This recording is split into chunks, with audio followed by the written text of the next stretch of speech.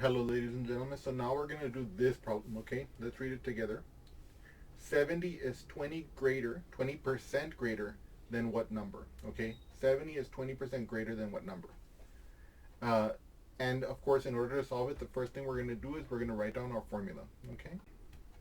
And you can see here the formula. After over before is equal to 100 plus P over 100, where, again, if P is positive, then P is the percent increase. If P is negative, then P is the percent decrease. And of course, here I've listed A, B, and P to represent our after, our before, and our percent, our P, a percent increase or decrease, respectively. Now we're going to read the problem again in light of this setup so we can figure out what goes where. So 70 is 20% greater than what number? So 70 is 20% greater than some other number. So that 70 is going to be our after.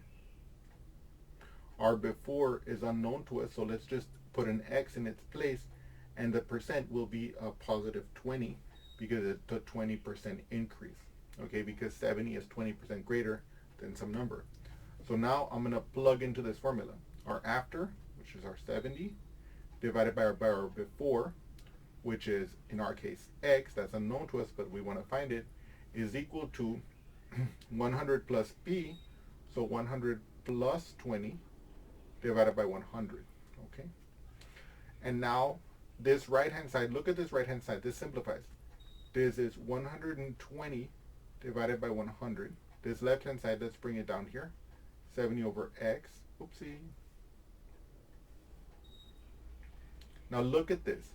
I have 120 divided by 100. So if you notice, since I can divide the top and bottom by 10, and I get 12 over 10. Okay. This is equal to 70 over X. Then here, I can divide 12 by 2 and 10 by 2, and I get 6 over 5. So now I'm finally at the point where I'm going to set up this problem, where I'm going to continue this problem for solution. So 70 over X is equal to 6 over 5. So now we recall, if A over B is equal to C over D, then AD is equal to BC, right? Whenever we have a proportion like this, A over B equals C over D, then we use this relationship to solve it. AD will have to equal to BC. In this case, 70 times 5 will have to equal to X times 6. So that's going to give us X times 6, we can write it as 6X equals, and then 70 times 5. So I'm going to write that symbolically here, and then we're going to solve it. So what is 5 times 70? So I put my 70 here, I put my 5 here, I'm going to times that. 5 times 0 is 0. 5 times 7 is 35. And that's it.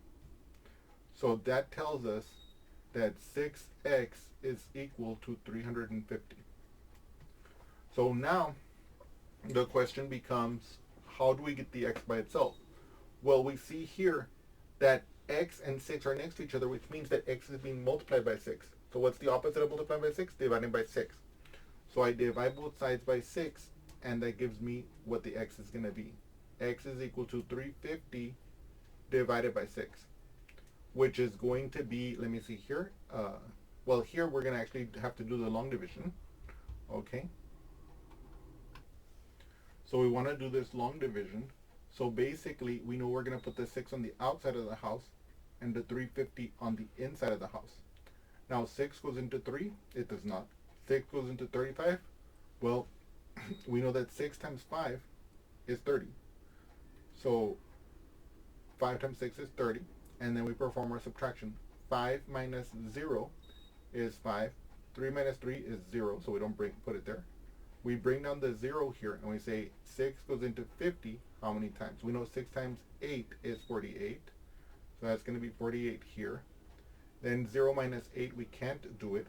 So we take away from the 5 here. We borrow from the 5. This becomes a 4, and this becomes a 10. 10 minus 8 is 2. 4 minus 4 is 0. So this can be rewritten as, if we stop here, there's nothing to drop here. So this can be rewritten as 58 and 2 over 6, where I got the 2 from here and the 6 from here. And of course, you know that 2 over 6 is actually 1/3. So this can be written as 58 and 1/3 because I divide the top and bottom of 2 over 6 by 2. And then if I want to, I can proceed to do a decimal point. And what I can do is I switch the colors, I place my decimal point, and now I can affix a 0 that wasn't there before. I can drop it, and I now ask 6 goes in 20 how many times? 3 times. 3 times 6 is 18. 0 minus 8, I can't do it, right? So I borrow from here. This becomes a 1. This becomes a 10. 10 minus 8 is 2. 1 minus 1 is 0. And so you can see that I'm going to be at the same point. So I'm going to put a 0 there that wasn't there before. Boom. This is going to become a 20. That's going to become a 3 again. And you can see that this is equal to 58.3 with a hat over the 3. What does the hat over the 3 mean? That means it'll be 3, 3, 3 forever and ever. Okay? And so in other words, we can say that 70, so let me now write them down as a sentence, what our conclusion is. Our conclusion is 70 is 20% greater than 58 and 1/3, or if we want to write it as a decimal, 58.3 with the hat. Okay? I hope that you've enjoyed this example and look forward to seeing you again soon. Thank you so much.